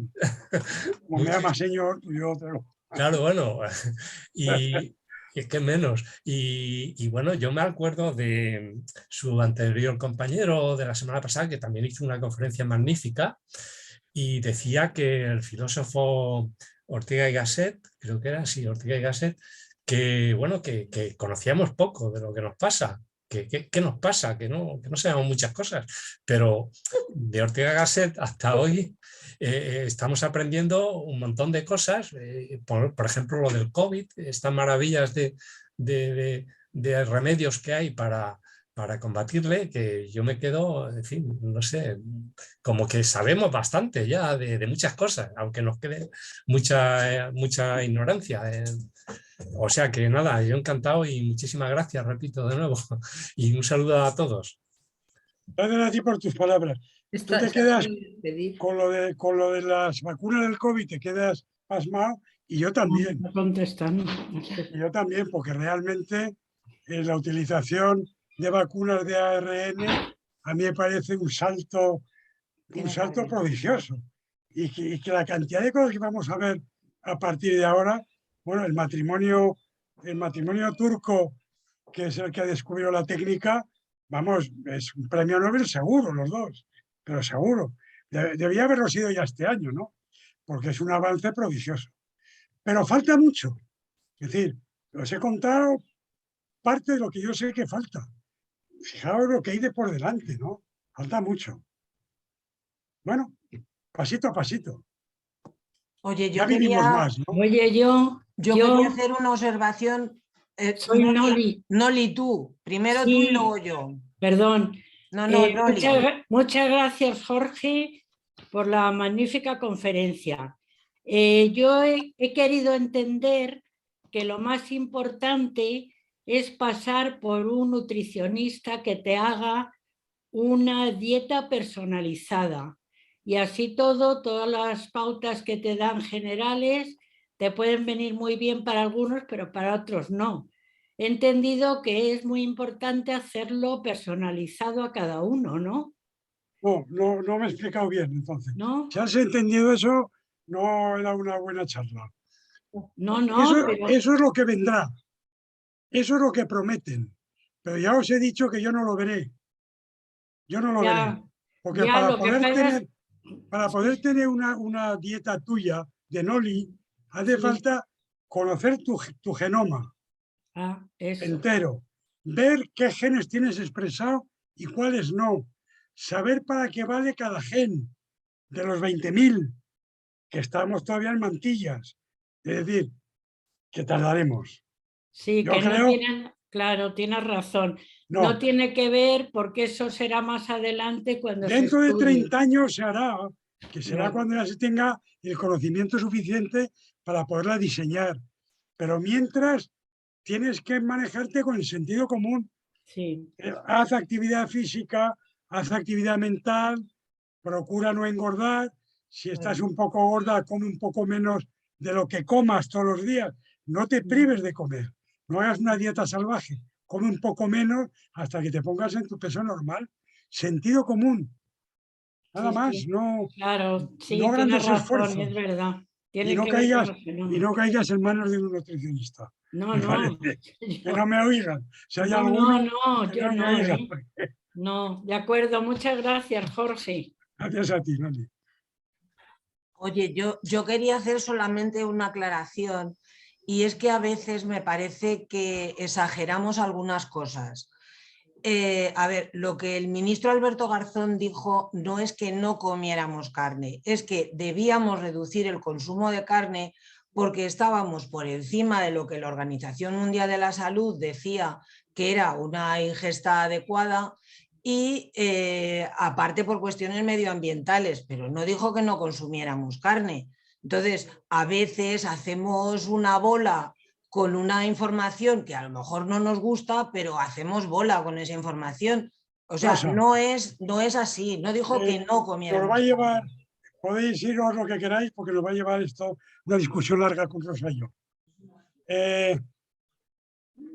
Por razones obvias, yo sigo los temas del señor Garzón, no solo la carne. Lo previo fue el azúcar. Hubo una campaña de anuncios, que a lo mejor no viste tú, del Instituto Nacional del Consumo, que decía: el azúcar mata. ¿Lo viste? Sí. ¿La viste, no? Uh-huh. Bien. Ahora dice: coma menos carne, porque la carne es cancerígena. También medioambientalmente. Luego hablaré del tema medioambiental. Pero te está diciendo que te va a meter ahora el Nutri-Score. El Nutri-Score es un arco iris. Es clasificar los alimentos por un arco iris. De forma que los mejores son los verdes y los peores los rojos. Y va situando el alimento a lo largo del arco iris. Porque el ser humano es tan tonto que no puede tener una información básica y poder elegir en base a una información real. Que tienes que poner colorines. Eso es un invento francés, precisamente desarrollado por Danone, porque todos sus productos son verdes. Y bueno, y lógicamente el gobierno francés intenta vendérnoslo. Y en España la ha comprado el Partido Comunista. Ha comprado el Partido Comunista y te quiere meter el Nutri-Score. Todo el mundo de la nutrición estamos en contra. Chile informa mediante lo que se llaman los octógonos. Es decir, es obligatorio que en todos los productos de alimentación se ponga un octólogo negro que resalta en 4 casos: si tiene más sal de la que debiera, si tiene más grasas trans, si tiene más grasas saturadas de las que debiera y si tiene más calorías de las que debiera. Para de contar, no colorines. Claro, tú ves, yo compro la sal y la sal, lógicamente, pues tendrá un octógono negro, ¿no? Porque es todo sal.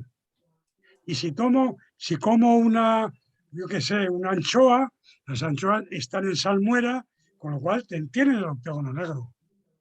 Pero ¿para qué sirve poner la sal en rojo? O el aceite de oliva. El aceite de oliva, que sin duda es el aceite vegetal mejor para la salud, polifenoles, ácidos grasos monoinsaturados, es decir, está archidemostrado, va en rojo porque es grasa. Y al ser grasa es malo.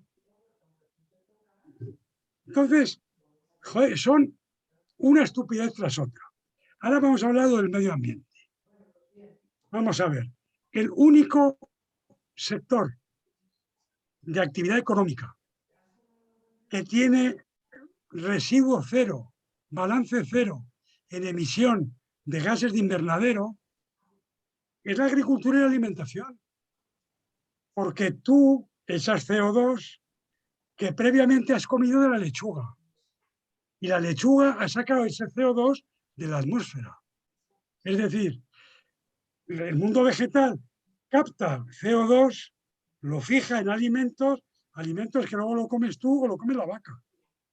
Y luego, lógicamente, lo echamos. Pero el balance es cero. Lo que provoca el calentamiento global son los combustibles. Nada más. El petróleo, el gas, el carbón. Nada más. Pero claro, es mucho más fácil decir que la culpa la tiene la vaca. Porque meterse con las 5 hermanas del petróleo me parece grave. Meterse contra Argelia, que dependemos de su gas, pues hombre, no está bien, etcétera, etcétera. Es decir, que es que se está politizando todo. no hay razones lógicas para hacer lo que se está haciendo. No hay razones científicas. Te podía contar de esto, porque además me encuentro en ese tema, como ves, algo caliente. Se dice así, ¿no? ¿Me entendéis, no? La política agrícola común, que es una política que se va a aplicar en Europa a partir de ahora, pues dispone, porque sí, de que al menos una cuarta parte de todas las producciones agrícolas tiene que ser ecológica. Bien, la producción ecológica es un sistema de producción que se utiliza menos fertilizantes químicos, teóricamente menos agresiva con el medio ambiente, aunque está demostrado que como produce bastante menos, si produjera lo mismo que en los cultivos, llamemos industriales, el efecto sobre el medio ambiente sería bastante parecido. Es decir, no está demostrado que para el medio ambiente un cultivo ecológico sea mejor. Lo que sí que está claro es que produces menos. Bien, ha habido 4 estudios científicos, 4, hechos sobre la política agrícola común que se quiere imponer en Europa. Uno, del gobierno americano, puede no ser fiable porque es competencia. 2, la propia Comisión Europea encargó a una unidad de investigación que tiene, se llama JCT, que está en Sevilla, y bueno, hizo un estudio que yo leí en el que decía que en absoluto iba a ser una política mejor para el medio ambiente, porque empeoraba el abastecimiento, con lo cual había que traer los productos normalmente de Hispanoamérica, con un transporte larguísimo y un consumo energético larguísimo. Lo mismo dijeron la Universidad de Kiel y la Universidad de Wageningen, que es la mejor universidad agraria, que es la holandesa. Es decir, 4 estudios científicos, los 4 diciendo lo mismo. No es una política que mejore el medio ambiente y además va a empeorar el abastecimiento. Ahora os pregunto, ¿qué han hecho nuestros parlamentarios? Pues aprobarla por unanimidad. Ya está. Porque no nos movemos por la inteligencia, nos movemos por las modas. Se crea la burbuja vegana. Muy mala la carne, pobres animalitos. ¿Cuánto sufren los animalitos? Hay que comer lechuga. Todos lechuga. Pero, hombre, ¿y qué hacemos con nuestro estómago? Que somos omnívoros, que necesitamos los productos. Si no, es malo para nuestra salud. Da lo mismo, porque la burbuja ya está creada. Lo vegano es bueno, por lo cual no hay que comer carne, hay que comer más productos veganos, ¿me entiendes? Ya en los hospitales, en las escuelas, en la Comunidad de Madrid, el programa que me leí de Más Madrid cuando fueron las elecciones a la comunidad, venía introducción de comida vegana en las escuelas. Maravilloso. Cualquier nutricionista, vamos, lo aprobaría. Es decir, separemos, por favor, las políticas de la realidad y no nos creamos la cantidad de dogmas que se están creando. Nos falta conocimiento por todos los lados. Cada vez conocemos menos. Y la gente deja de pensar. Yo me estoy dando cuenta, no sé si vosotros que habéis tenido carreras profesionales de enseñantes, muchos de ellos lo habéis visto, pero yo que todavía sigo, yo voy notando un empobrecimiento en la cultura de la gente que me viene. Y son todos grados, todos ingenieros con la carrera acabada. Te quedas mirando para el techo y diciendo, ¿cómo no saben esto, por Dios? Si yo lo estudiaba en primero. Claro, mi grado de agrónomos eran 7 años. 7 años de carrera para ser ingeniero. Ahora son 3. Vale, ¿no? No sé si me estoy pasando, Rosa, pero cuando quieras te invito a un café. Vale, Paco Gil, vale, cojo el guante, Paco Gil. Hola, buenas tardes, Jorge. Buenas Quería tardes, felicitarte por la magnífica conferencia que nos has dado y quería preguntarte algo que me ha llamado siempre la atención. Por ejemplo, el dicho este de que hay que comer como un príncipe y cenar como un mendigo.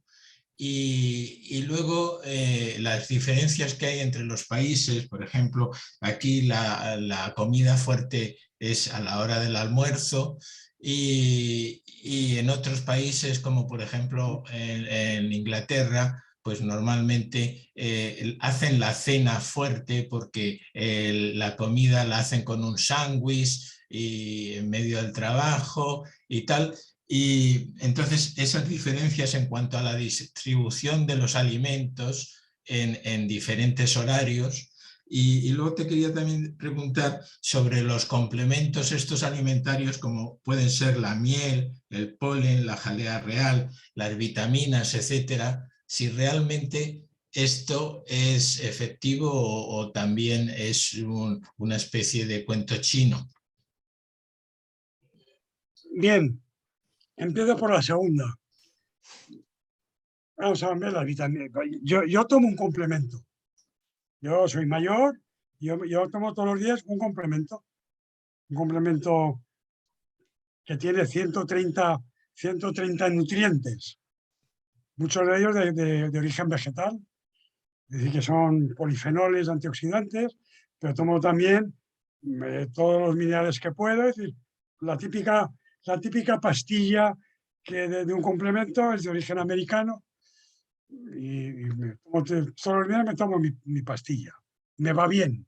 Y además yo le aconsejaría a partir de determinadas edades, porque nuestra capacidad de absorber, es decir, si nuestro microbioma intestinal, y está demostrado que con la edad va perdiendo flexibilidad, tiene menos especies y menos sanas, la capacidad de absorber los nutrientes que tú ingieres va disminuyendo también.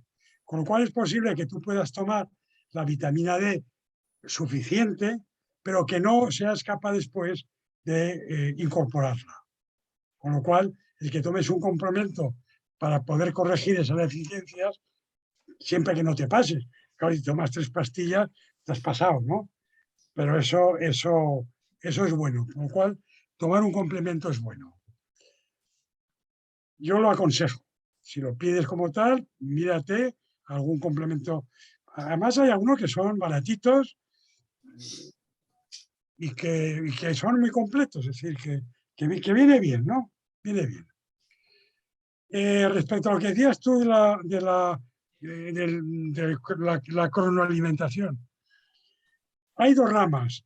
Una que está un poco desprestigiándose, porque han salido últimamente varios artículos que dicen que no sirve para nada, que es que se decía que el ayuno adelgaza. Cosa que todos sabemos, ¿no? Claro, si no comes, adelgaza.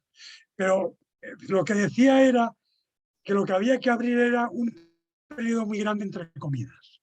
Es decir, si tú cenas a las 7 de la tarde y logras desayunar a las 12 del mediodía, pues has abierto has estado muchas horas sin comer. Lo cual hubo una teoría que empezó a decir que eso adelgazaba, porque producía un estrés que de alguna forma servía para... Bueno, ya se ha demostrado que produce estrés, no sirve para nada, desconcierta la fisiología de cada uno y los ritmos, que se llaman ritmos circadianos de cada uno, y era peor el remedio que la enfermedad. Con lo cual, lo que se llaman las dietas basadas en los horarios están ya arrinconadas. Sí está estudiado cómo deberían ser las comidas y lo hacemos mal. Es decir, la cultura mediterránea no es la idónea. Según los últimos estudios que se han realizado, la comida más importante debería ser el desayuno, sobre todo en la infancia, porque nuestro organismo no actúa de la misma forma, es decir, nuestro genoma no actúa a lo largo del día con la misma expresión. Es decir, lo que veíais en lo que os he contado de que los genes se encienden y se apagan, también se encienden y se apagan a lo largo del día. Con lo cual hay algunos genes que por la mañana se encienden con el sol y se van apagando a lo largo del día y otros que les pasa lo contrario. Con lo cual hay alimentos que se digieren mejor a unas horas que a otras. Y lo que se ha demostrado, vuelvo a decirte, de hace 4 meses, es que la proteína se digiere mejor en las primeras horas de la mañana que no por la tarde y sobre todo no por la noche. Aprovechas mejor la proteína, que son básicas para el crecimiento, sobre todo en la edad infantil, por la mañana. Con lo cual, el estudio recomendaba una revisión de las dietas para ir procurando que el desayuno de los niños fuera muy potente y con mucha proteína. Cuando aquí lo que hacemos es que prácticamente no desayunan, muchos de los niños españoles, en un porcentaje muy alto, se van al colegio sin desayunar. Y todo lo más, con un vaso de leche y un bollicao, que es justo lo que no había que darle. Te están diciendo que le tienes que dar proteína. Y eso son huevos, y eso es queso, y eso es leche, y es un filete de carne, o etcétera, ¿no? Con lo cual, me has preguntado y te he contestado honestamente. La ciencia dice que lo hacemos mal. Debería ser el desayuno la más potente. Muchas gracias. Respecto a las cenas, es lo mismo que te decía la proteína. Si la proteína la digieres mejor por la mañana, quiere decir que la digieres peor por la noche. Con lo cual, puede ser conveniente que la proteína, si no la cargas con el desayuno, que te tomas una rebanada de jamón con tomate y con no sé qué, y un huevo frito, que entonces importas proteína, si no, cómela al mediodía. Entonces aligera la proteína de la cena. Y en la cena mete vegetales. Porque además la digestión de los vegetales te aporta fibra, te aporta masa intestinal y hace que el bolo alimenticio transcurra con celeridad a lo largo del intestino. Es bueno tener un ritmo de deposiciones vivo. Es decir, ¿me entendéis, no? Es bueno tener al menos una o dos disposiciones diarias, para lo cual hace falta que el intestino sea ágil y se agiliza fundamentalmente por los vegetales.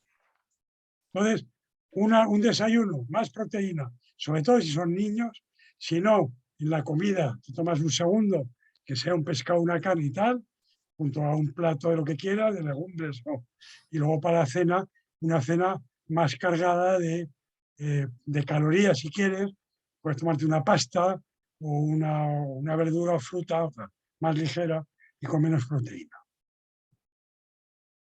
No en toda la dieta mediterránea es perfecta.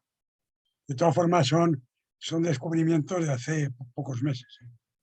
Aunque lo del desayuno, yo le he oído, siempre lo he oído, a todos los catedráticos de nutrición, cuando le preguntan, oiga, en la prensa, oiga, usted, si tuviera que cambiar una cosa del hábito de comer, ¿qué haría? Y ¿cuántas veces les he oído? Que los niños desayunen bien, que los niños desayunen bien. Porque en todas las encuestas realizadas en España, los críos españoles desayunan horrorosamente mal o no desayunan. Yo no desayuno mal. Ahora. Bueno. Muchas gracias, Jorge. Muy bien, pues nada, ha sido un placer Igualmente estar con para vosotros. Nada. Y si queréis cualquier cosa en este ámbito, ya sabéis para lo que estoy. Espero veros en el futuro escuchando ópera, que es lo que a mí me gusta que hagáis. A ver si para enero podemos hacerlo ya presencial y buscaremos algún hueco para poder escuchar ópera. Oye, muchas gracias a todos. Abrimos los micrófonos y le damos a Jorge el aplauso que se merece. No merece, no, gracias. Adiós, adiós.